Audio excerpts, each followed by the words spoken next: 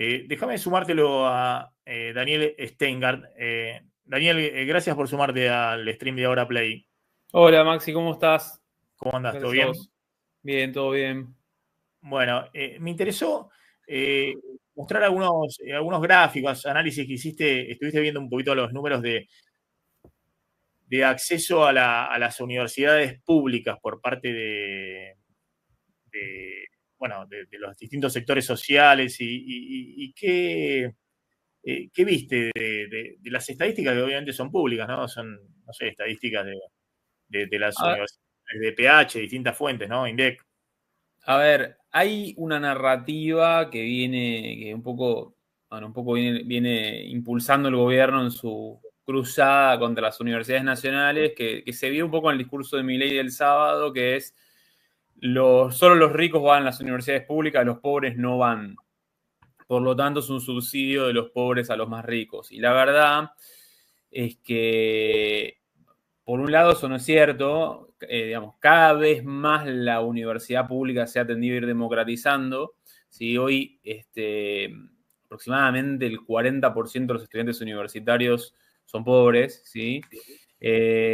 O sea que empieza a haber más acceso, ha subido notoriamente el acceso de los sectores más humildes a la universidad pública. Y por otro lado, si uno esa misma frase la pensara para la escuela secundaria hace algunas décadas atrás, uno podría decir no habría que invertir en escuela secundaria, porque hace 50 años más de la mitad de la población adolescente en Argentina no iba a la escuela secundaria. Y si uno rebobinara 100 años atrás, encontraría lo mismo con la escuela primaria. ¿No? La educación en Argentina normalmente el acceso arranca primero por las élites y después se va democratizando. Así fue con la educación primaria 100, 120 años atrás, fue con la educación secundaria hace unas décadas y ahora en las últimas décadas la universidad se empezó a democratizar. Entonces, y eso vos lo ves en que cada vez más se ha ido reduciendo la brecha de años de escolarización promedio entre los más pobres y los más ricos. Por supuesto, hay toda una cuestión con la calidad educativa, que es una discusión aparte y que es súper interesante, pero ahí como, bueno, se ve bien, ese gráfico lo subí yo ayer a redes. ¿Qué quiere decir este gráfico? En el año 2003, ¿sí? Solo el 13% de los estudiantes universitarios de las universidades públicas, ¿sí? Venía del quintil 1, que es el quintil 1 del 20% más pobre. Bueno, esa cifra hoy es en torno al 20%. ¿Sí? Es decir que, y si vos mirás el quintil 2, que también está por debajo de la línea de pobreza, pasaste de un 19% a un 22, un 23%. Entonces, ¿qué está ocurriendo? Que la composición social en los estudiantes del sistema de educación superior público tendió a volverse más transversal, digamos, ¿sí? Eso no significa, por supuesto que los más ricos tienen más acceso a la educación, ¿sí? Pero esas brechas han tendido a ir cerrándose. Y la universidad pública o la educación pública accesible ha sido un vector de eso. Déjame decirte, Maxi, que esto que te voy mencionando no es un rasgo único de Argentina. El cierre de brechas de educación en acceso se ha ido dando en muchas otras partes del mundo, producto de la inversión pública en educación y en algunos casos de algunos buenos sistemas, si querés, privados eficientes, digamos, pero normalmente es Claro, más que ¿sabés nada inversión pública y sabés por qué eso la yo te veo inversión en ahí educación. de interpretación del gráfico ese que vos mostrás? Primero, un tema de la pauperización de la sociedad argentina que prácticamente, no sé, los tres quintiles más bajos están en la pobreza o en la clase media baja pauperizada, digamos, ¿no? Uh-huh. Es decir, hoy el 60% de la población argentina, es decir, que seguro la mitad de los que están en la universidad provienen de sectores entre pobres o familias que están ahí, apenas bordeando la línea de pobreza, ¿no? Eso habla de la transformación de la sociedad. Hoy tenemos, no sé, 50 y pico por ciento de pobres, ¿no? Claro, pero igual este gráfico no muestra exactamente eso que vos decís. Yo creo que lo que vos decís se vería ilustrado, no sé, hay otro gráfico que andaba circulando, ahora lo podemos buscar, pero qué porcentaje de los estudiantes universitarios son pobres. Y más o menos eso sigue la tendencia de la sociedad, digamos. Tendió a bajar entre 2003 y 2013, se mantuvo estable hasta el 2017, y 2017 ha subido medio sin parar. Lo que este gráfico muestra... Pues si vos lo seguís desde ese punto de vista, hay más estudiantes pobres, después hay estudiantes de clase media y hay una minoría de estudiantes que están en el nivel más alto, socioeconómico más alto. Claro, pero para que se entienda, digamos, sí. El poder adquisitivo del quintil, digamos, el quintil 1 es una medida relacional, relativa. Siempre muestra dentro del ingreso de una sociedad el 20% más pobre. Si la torta es más chica, ese 20%, o sea, vos podés tener momentos donde ese 20% más pobre tenga un poder adquisitivo muy bajo o no tan bajo. Si vos, en 2017, el quintil 1 no era tan pobre como lo es hoy, digamos, ¿sí? En términos absolutos. Acá lo que estás viendo es de cada 100 estudiantes universitarios, ¿cuántos vienen de la parte inferior de la pirámide social y cuántos vienen de la parte de la pirámide, de la parte superior? Ahora, el mismo poder adquisitivo de cada uno de esos quintiles ha ido variando a lo largo del tiempo, ¿sí? Y en los últimos años ese poder adquisitivo se resintió fuertemente en todos los quintiles, por eso, porque hubo una tendencia al empobrecimiento en general, pero creo que hay que diferenciar, digamos, la composición de cada 100 estudiantes, cuántos son, cuántos vienen de cada estrato social y qué porcentaje de los estudiantes son pobres, ¿sí? Porque el mismo quintil puede empobrecerse o no. No sé si se entiende el punto. Sí, pero a ver, también usando un poquito la progresión del 2003 hasta ahora, hemos visto que los sectores, digamos, del quintil más alto, ojo, es 20% de la población. Yo creo que si vos lo usás con el decil, el 10% de mayores ingresos, ha habido toda una segmentación del sistema educativo, digamos. Antes estaban en la escuela pública, en la primaria pública, en algún momento. Yo estudié en una escuela pública, en el Granero de San Martín, ahí en Libertador y Gorostiaga, una gran escuela pública de la Ciudad de Buenos Aires. También estaban después en el secundario público. Yo cuando hice el examen de ingreso, después yo fui a Buenos Aires, pero el Avellaneda, no sé, el Normal 10, no sé, el Liceo 9, digamos, había un montón de colegios que tenían una reputación como escuelas públicas relevantes también en la ciudad de Buenos Aires.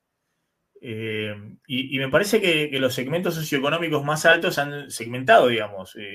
Hoy van a escuelas, digamos, que salen muy caras en términos de lo que es la distribución de ingresos de la Argentina, escuelas bilingües y demás. Y en el caso de la universidad... ocurre menos. Ocurre algo, pero menos que en la escuela, ¿no? Claro, pero por ejemplo, yo estudié en la Facultad de Ciencias Económicas y siempre cuento que algunos, no voy a hacer nombre, pero algunos que estudiaban conmigo, lo mismo pasó en la primaria, había hijos de millonarios o multimillonarios en la primaria pública. Y en la universidad, en la Facultad de Ciencias Económicas, había hijos de multimillonarios, estoy hablando de patrimonios de más de 5.000 millones de dólares. Hoy ese no va o sus hijos, lo que fuera, no va a la universidad pública. Va a San Andrés o hace directamente el college en el exterior. Sí, ahí Maxi, yo creo que es interesante pensar, digamos, un tema que está bueno para explorarlo más, no tengo la respuesta, pero vos claramente lo que vos tenés en Argentina es, por un lado, tenés un proceso de masificación fenomenal del acceso a la educación, que vos lo ves, hay una variable que lo resume, que es la cantidad de años de escolarización promedio de la población. Eso era 2 años promedio en el 1900, ¿sí? Y hoy es 11, ¿sí? Para que te des una idea, es 11 años el promedio de escolarización de la población. Para que te des una idea, el más alto del mundo es Alemania con 14, ¿sí? En gran medida, ese gran aumento de la educación fue incorporando a los sectores más pobres al sistema educativo. En paralelo, lo que veo que ocurrió es que inicialmente esos sectores altos, acomodados, medios altos, que formaban parte de la escuela pública, cuando empiecen a masificarse, hay algo que ocurre, ¿sí? Y producto, yo creo, del deterioro distributivo de Argentina, que Argentina por ahí logró impulsar esa masificación, pero no logró ir en la misma medida con la calidad. Muchos esas clases más acomodadas que antes iban a las instituciones públicas empiezan a querer ir a las instituciones privadas, porque quizás no les satisface ese nivel, o sea, como que el nivel, la calidad media, no hay muy buenas estadísticas al respecto, pero toda la evidencia anecdótica sugiere que la calidad media se deteriora, en parte porque sube la cantidad. Y ahí hay estrategias, digamos, de los hogares más acomodados de tratar de buscar eso en instituciones privadas. O sea, yo creo que muchas veces cuando se menciona, insisto, no hay buenas mediciones de calidad educativa de largo plazo. Están las pruebas PISA, pero son de los últimos 20 años, ¿sí? Que muestran un estancamiento de Argentina ahí. Está bien, claro, yo creo que también había un deterioro en la escuela primaria y secundaria, y no son solamente los sectores acomodados y demás, sino que en la primaria eso se ha visto, del traspaso, ¿no?, de la matrícula pública a escuelas parroquiales, a escuelas... claro, pero lo que me parece que... Además por el tema de los paros y por todo ese tema, ¿no? Sí, eso. A ver, de vuelta. Cuando se menciona mucho el tema de la calidad educativa, a mí me gustaría ver indicadores de desempeño objetivo, bien de largo plazo, y no los hay. Todo salvo los rendimientos, no sé, las pruebas a aprender, las pruebas PISA tienen una corta ventana temporal. Pero bueno, supongamos que esa evidencia anecdótica es cierta, ocurre bajo un telón de fondo de una masificación muy notoria, digamos, vos tenés cada vez, vos antes tenías sectores muy pobres que no accedían al sistema educativo y que de repente empiezan a estar en el sistema educativo.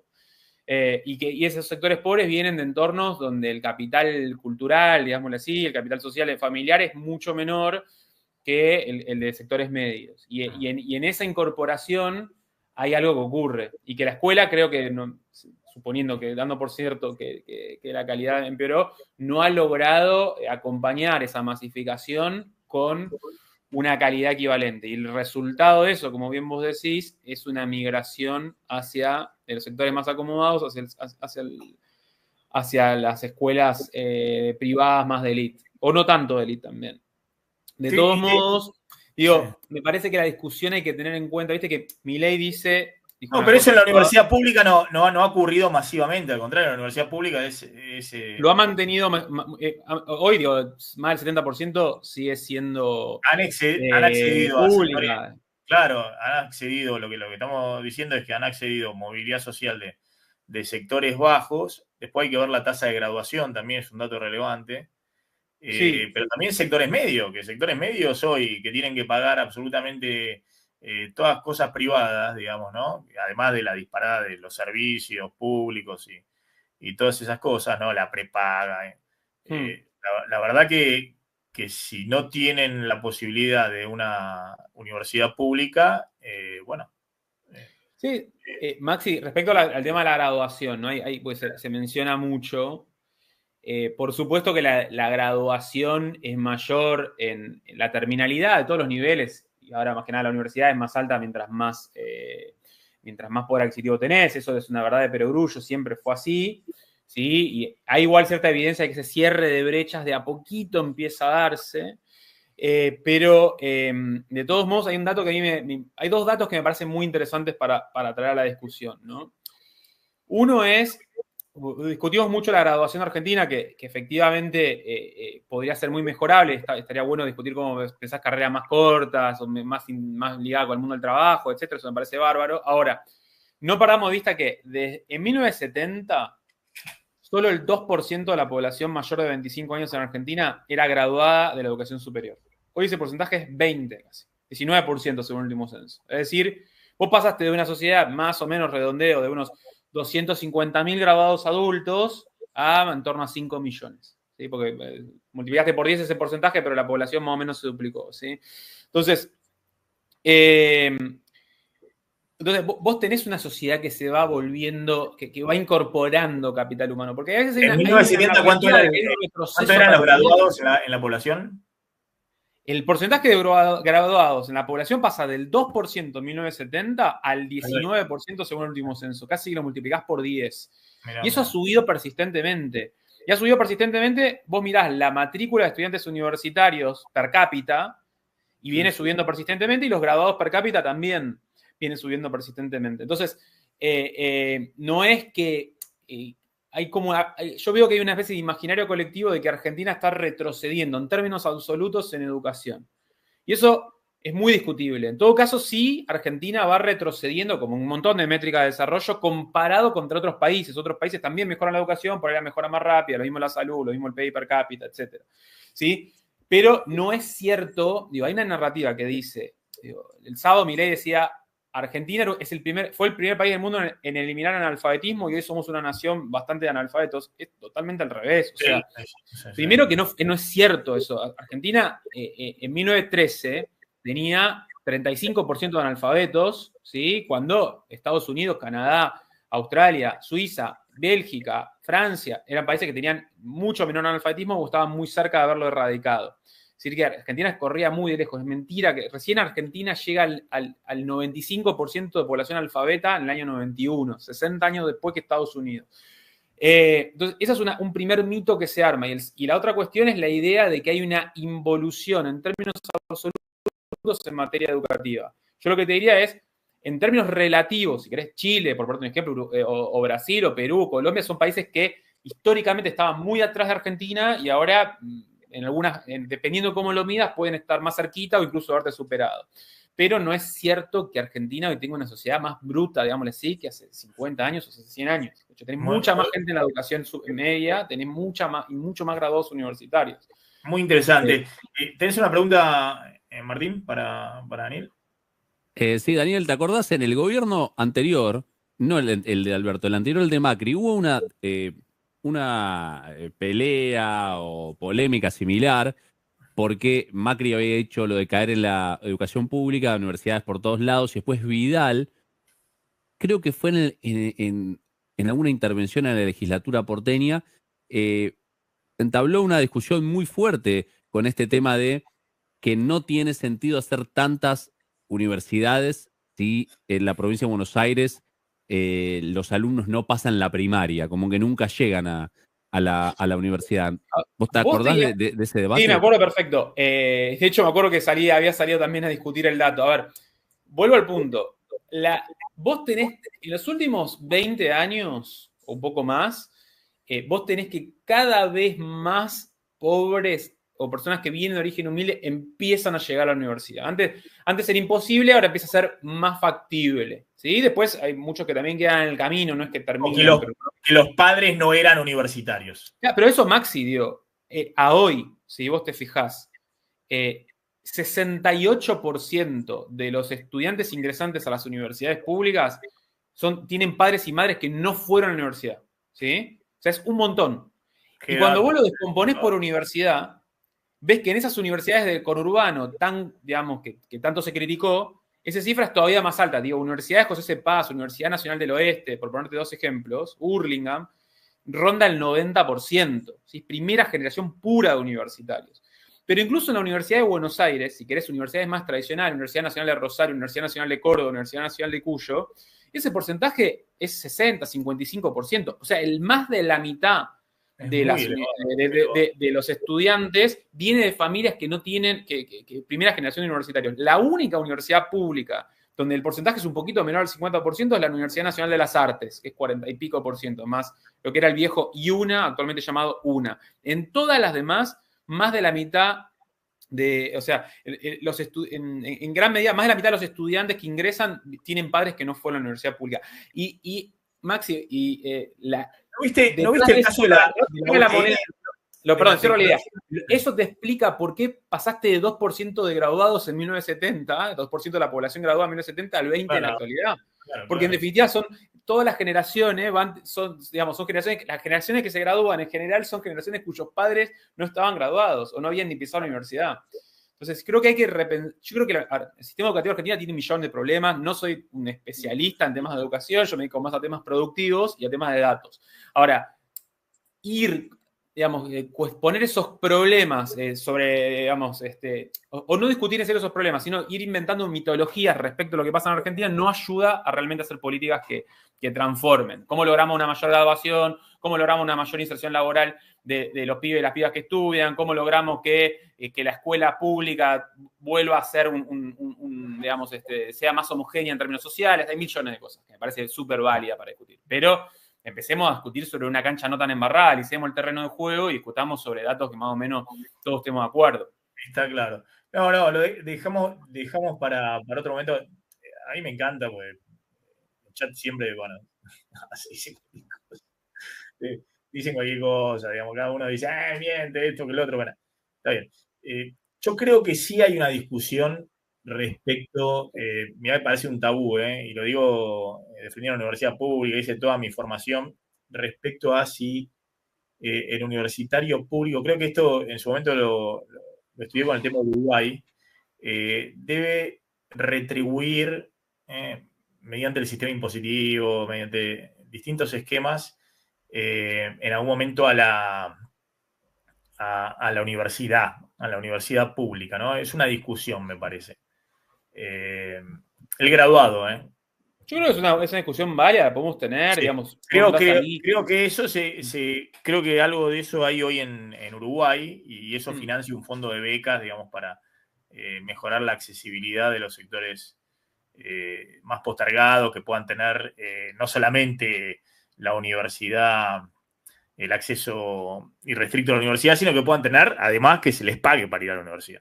Sí, a mí me parece bien discutir esos temas. Pero no, y la otra discusión, que obviamente no con una cuestión xenófoba ni nada por el estilo, yo creo que el tema de los estudiantes que vienen de otros países a estudiar a la Argentina, que es cierto que dejan además ingresos acá, que muchos trabajan, que además son residentes, porque tengo entendido que tienen que sacar el DNI, digamos, ¿no?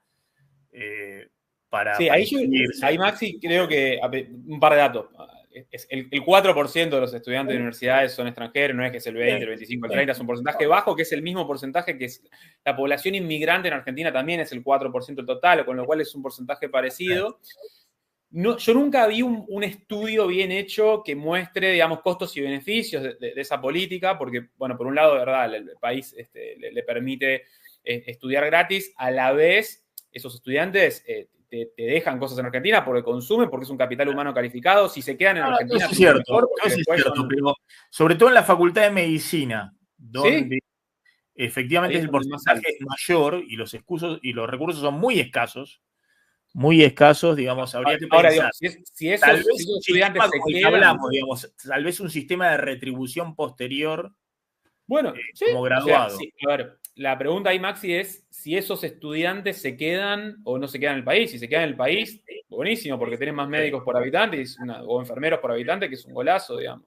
Si se vuelven, ahí es interesante discutirlo. Me parece que igualmente es muy diferente la discusión a la que se da con el tema de los hospitales, cuando viene alguien de otro país, se atiende en un hospital y vuelve, porque ahí sí se queda un día en el país, hace un tratamiento gratis, se vuelve, y encima Argentina no tiene reciprocidad. Lo que pasó con Bolivia, no tener o sea, un argentino se enferma en Bolivia, tiene que pagar, y a la inversa no ocurre. Entonces, esa es una discusión totalmente diferente el problema, porque estás discutiendo algo de, bueno, cruzo por un día una frontera para hacerme un tratamiento gratis, versus alguien que estudia 5 años, y en esos 5 años deja cosas en Argentina, o sea, genera recaudación, consume, trae dólares. Todo eso mejor si se queda después en Argentina. Pero sí, me parece que es el tema es que yo no conozco hasta ahora algún buen estudio que mida eso en serio, que vaya más allá de las intuiciones. Daniel, gracias por sumarte al stream de Ahora Play. Muchas gracias, Maxi. La seguimos la próxima. Chao, hasta luego. Chao, gracias. Y la próxima vamos a hablar de cuestiones productivas ahí con gusto. Chao.